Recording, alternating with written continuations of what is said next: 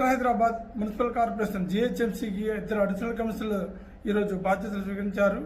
ఇదైతే కుత్బుల్లాపూర్, కూకట్పల్లి, సేలింగపల్లి జోన్లకు అడిషనల్ కమిషనర్లుగా సృజన, అదేవిధంగా మల్కాజ్గిరి, ఎల్బీ నగర్, ఉప్పల్ జోన్లకు వినయ్ కృష్ణారెడ్డి బాధ్యతలు స్వీకరించారు. వీరంతా ముఖ్యమంత్రి రేవంత్ రెడ్డి ఏదైతే హైదరాబాద్ నగరాన్ని నీట్గా ఉంచాలి, శుభ్రంగా ఉంచాలి, ఎలాంటి చెత్త చెదారం లేకుండా మంచి మేలు రకమైన సేవలు అందించాలి, పారదర్శకత పాటించాలనే ఉద్దేశంతోనే హైదరాబాద్ నగరాన్ని అందంగా తీర్చిదిద్దాలనే ఉద్దేశంతో ఈ కొత్త అధికారులు అయితే నియమించినట్టు తెలుస్తుంది. ఇందులో భాగంగానే వీరు బాధ్యతలు స్వీకరించి హైదరాబాద్ నగరాన్ని ప్రస్తుత కమిషనర్ ఎవరైతే ఆర్వి కర్ణంతో పాటు వీరి అడిషనల్ కమిషనర్లు కూడా తమ వంతు సేవలు అందించడం భాగంగానే ఇక్కడ బాధ్యతలు స్వీకరించారు. అదేవిధంగా చూసుకున్నట్లయితే ప్రస్తుతం 300 వార్డులకు ఏదైతే జిహెచ్ఎంసీ విస్తరించి ఉందో దాన్ని మరికొంచెం సేవల్లో పారదర్శకత పాటించడంలో భాగంగానే ఈ కొత్త అధికారుల నియామకం జరిగింది. అలాగే 300 వార్డులు, అదేవిధంగా 60 జోన్లు, 12 సర్కిల్ ఏవైతే ఉన్నాయో వాటిలో సేవలు పారదర్శకంగా ఉండాలి.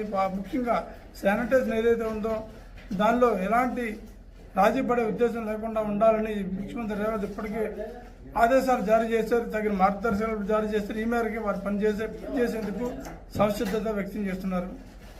గ్రేటర్ హైదరాబాద్ మున్సిపల్ కార్పొరేషన్ జిహెచ్ఎంసీకి ఇద్దరు అడిషనల్ కమిషనర్లు ఈరోజు బాధ్యతలు స్వీకరించారు.